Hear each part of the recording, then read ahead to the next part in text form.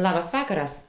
Po ilgesnės pertraukos po atostogų sveikinuosi su jumis antradienį rugpjūčio 4 ir kviečiu pasižiūrėti Jonavos kabelinės televizijos savo parengtas žinias. Kas įsikurs buvusiame Ikiuke? Jonavoje 5 nauji autobusai. Projektas pasirengimo gyventojų evakavimui stiprinimas Jonavos rajone. Kviečia į senjorų pikniką.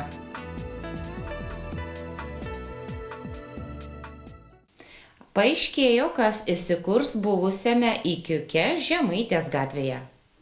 Jau aiškėja, kas įsikurs Jonavoje Žemaitės gatvėje 4 esančiame pastate, kur kadaise veikė gyventojų Ikiuku vadinta parduotuvė. Jonavos rajono savivaldybė paskelbusi šio pastato rekonstrukcijos ir paskirties keitimo projektinius pasiūlymus. Pagal paskelbtus pasiūlymus statytoja yra bendrovė Baltišės House, o dabartinės prekybos paskirties pastatą planuojama rekonstruoti ir pritaikyti sporto veiklai. Projekto aiškinamajame rašte primenama, kad pastatas jau kurį laiką nenaudojamas. Rekonstruojamas 1998–2005 metais statytas pastatas buvo skirtas prekybai. Iki pastatą uždarant, čia veikė Iki tinklo parduotuvė. Nuo tada pastatas stovi tuščias, bet saugomas ir sandaros. Projektu numatyta rekonstruoti šiaurinėje pastato dalyje esantį priestatą, apšiltinti pastatą bei įrengti ventiliuojamą fasadą. Pastatas bus pritaikytas Lemon Gym sporto klubui. Sporto klube numatytos sporto salės, persirengimo bei buitinės patalpos, techninės patalpos, o pagrindinis įėjimas liks dabartinėje vietoje. Jis bus pritaikytas žmonėms su negale, įrengiant pandusą. Projektiniuose pasiūlymuose numatyta išsaugoti kuo daugiau esamų dangų, sutvarkyti automobilių stovėjimo aikštelę, apželdinti teritoriją bei įrengti naujus pėsčiųjų takus. Sklype planuojama įrengti 22 automobilių stovėjimo vietas, iš jų 2 skirtas žmonėms su negale. Taip pat pažymima, kad lankytojai galės naudotis ir šalia gatvės esančiamis stovėjimo vietomis. Pastato išvaizda taip pat keisis. Jis bus apšiltintas, o fasade dominuos geltona ir tamsiai pilkas spalvos. O virš pagrindinio įėjimo planuojama įrengti šio sporto klubų tinklo logotipą. Viešasis projektinių pasiūlymų svarstymas su visuomenė vyks rugpjūčio 10 dieną 15 val. Nuotoliniu būdu. Jonavoje pristatyti 5 nauji autobusai. Į gatves išriedės dar daugiau elektrinio transporto. Jonavos autobusų parką papildė 5 naujos transporto priemonės. 3 dideli elektriniai autobusai, kurie kursuos Jonava-Kaunas maršrutu, ir 2 mokykliniai autobusai, iš kurių vienas pirmasis elektrinis mokyklinis autobusas rajone. Smagu girdėti, kad pirmas elektrinis mokyklinis atsirado Jonavoje. Maršrutiniai nenaujiena, aišku, elektriniai. Tai yra gal jau buvo tokia didelė investicija į elektrinį transportą, bet šita investicija yra skirtinė, kad ši investicija padaryta grinai Jonavos autobusai lėšomis ir skolintomis lėšomis. Šiemet Jonavos autobusai galim pasigirti, kad į autobusus, į infrastruktūrinius sprendimus vien savo lėšų investavo daugiau nei 500 000 eurų. Tai grinai daugiau nei 500 000 eurų įmonės lėšų.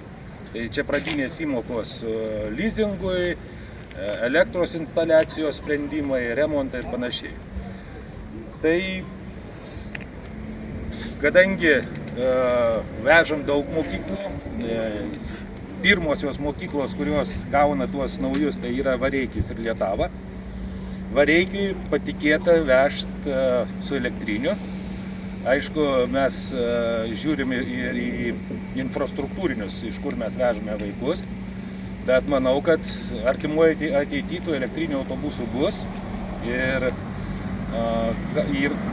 užbėgant už akių galima pasakyti, kad yra pasirašytas susisiekimo ministro įsakymas, kur mes gaunam finansavimą dar 3 elektriniam autobusam. Anot bendrovės direktoriaus, įmonė jau turėjo vieną elektrinį autobusą važiuojantį į Kauną ir šis sprendimas pasiteisino. Ypač vertinant dabartinės kuro kainas, elektrinis transportas leidžia ženkliai sumažinti eksploatacinės sąnaudas.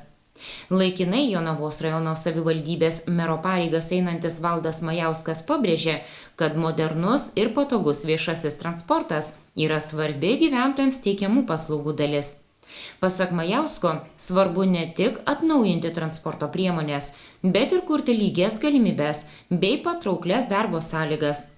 Mero teigimu, investicijos į viešąjį transportą yra būtinos, nors jos ir reikalauja papildomų savivaldybės biudžeto lėšų. Viešuoju transportu naudojuosi, karts nuo karto, nedažnai, bet važiuoju. Labai man patinka geri maršrutai, iš tos pačios Šveicarijos aš karts nuo karto atvažiuoju iki darbo. Džiugu, kad ne kiekvieną kartą, bet kas antrą bent jau būna elektrinis autobusas.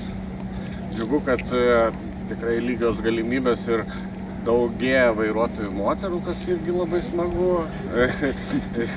Džiaugiuosi, kad jau beveik pusė autobusų parko jau elektrinis. Ir su tais mokykliniais turbūt irgi ateitis elektriniai, nes viskas sensta, susidėvi ir taip toliau. Tai džiugu, aišku, tai kainuoja ir nemažai savivaldybės biudžetui, bet negalim neteikti paslaugų gyventojams ir norim jas teikti geras ir kokybiškas. Tai ačiū, kad judam į priekį, ačiū Otarui, visiems sėkmės. 3 naujieji dideli elektriniai autobusai pritaikyti ilgesnėms kelionėms ir užtikrins didesnį keleivių komfortą. Autobusuose įrengtos minkštos sėdynės, visa šiuolaikiniam viešajam transportui reikalinga komforto įranga. Atnaujinamas ir mokyklinių autobusų parkas. 2 nauji autobusai skirti Jonavos rajono ugdymo įstaigų moksleivių vežimui. Elektrinis autobusas veš Jonavos Justino Vareikio progimnazijos moksleivius, o kitas Lietavos pagrindinės mokyklos mokinius.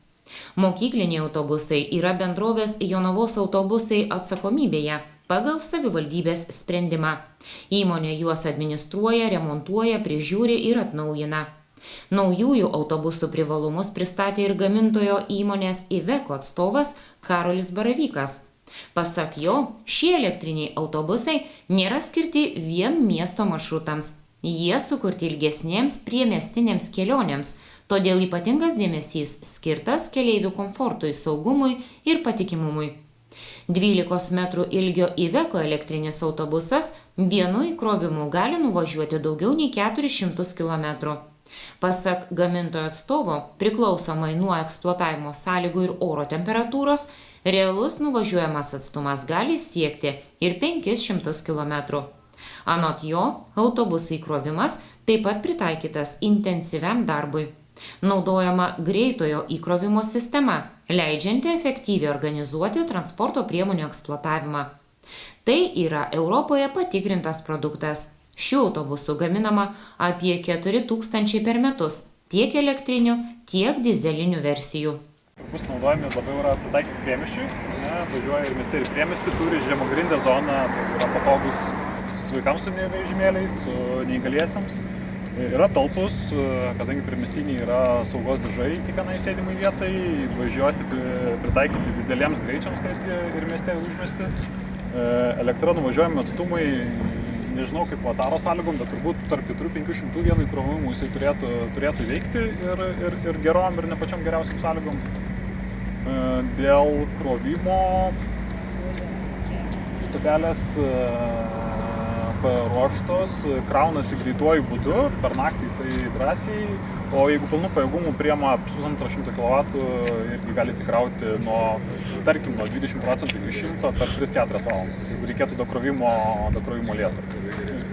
Tarp maršrutų ar panašiai. Tai va, džiaugiamės, kad pavyko laimėti pirkimą, kad važiuoja mūsų autobusai. Krosvėjai tikrai Europoje gaminami po 4000 vienetų per metus, įvairių dizelinių, elektrinių ir dujinių, tai Europoje tikrai patikrintas produktas, mes jau patys turbūt iš visų modelio gamos džiaugiamės irgi labiausiai. tai tikrai smagu. Pasak Jonavos autobusų direktoriaus Otaro Urbano, investicijas į elektrinį transportą lemia ne tik siekis gerinti paslaugų kokybę, bet ir valstybės keliami reikalavimai. 2022 metais priimtas alternatyviųjų degalų įstatymas numato, kad iki 2030 metų net 80% viešojo transporto turi naudoti alternatyvius degalus. Jonavos autobusai šį tikslą tikisi pasiekti. Mūsų savivaldybėje įgyvendinamas projektas pasirengimo gyventojų evakavimui stiprinimas Jonavos rajone. Jonavos rajono savivaldybė kartu su Lietuvos Raudonojo kryžiaus draugija įgyvendina projektą pasirengimo gyventojų evakavimui stiprinimas Jonavos rajone. Jo tikslas – sustiprinti pasirengimą gyventojų evakavimui ir užtikrinti galimybę žmonės saugiai laikinai apgyvendinti ekstremaliųjų situacijų metu. Savivaldybė pažymi, kad šiuo metu dalis kolektyvinės apsaugos statinių nėra pritaikyti laikinam gyventojų apgyvendinimui, o evakavimo punktų darbuotojams trūksta ryšio bei informacinių technologijų priemonių. Dėl to krizės atveju gali būti sudėtingiau organizuoti sklandų gyventojų evakavimą ir koordinuoti pagalbos teikimą. Įgyvendinant projektą, 4 kolektyvinės apsaugos statiniai bus aprūpinti 570 sulankstomų lovų ir elektros generatoriumi.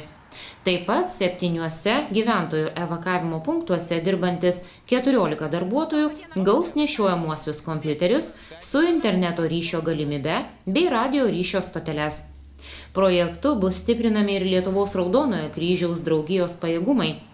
Organizacijos savanoriams planuojama nupirkti veiklai reikalingas priemonės bei specialiuosius drabužius. Projektas pradėtas įgyvendinti šių metų gegužės 1 ir bus baigtas 27 metų balandžio 30. Bendra projekto vertė siekia daugiau kaip 119 000 eurų. Projektas finansuojamas Valstybės gynybos fondo lėšomis. Ramybės skvere vyks tradicinis senjorų piknikas. Kviečia į nemokamą vasaros šventę. Rugpjūčio 25-ąją Jonavos Ramybės skvere vyks jau tradicija tapęs nemokamas senjorų piknikas, kurį 4 metus iš eilės rengia organizacija Senjoro. Renginys prasidės 14 val. Ir kvies senjorus susiburti bendrystei, pabendrauti bei aktyviai praleisti popietę. Pikniko dalyvių lauks lengva mankšta, Jonavos bočių atliekamos dainos, šokiai ir smagios nominacijos. Organizatoriai ragina atsinešti pledą, sulankstomą kėdutę ar pagalvėlę bei mėgstamų užkandžių, kuriais bus galima pasidalinti su kitais. Jei renginio diena lis, šventė nebus atšaukta, ji persikels į uždarą erdvę, apie kurią organizatoriai informuos iš anksto. Senjoro – viena didžiausių nevyriausybinių organizacijų Lietuvoje, jau beveik 10 metį siekianti, kad kiekvienas šalies senjoras galėtų džiaugtis aktyvia, oria ir prasminga kasdienybė.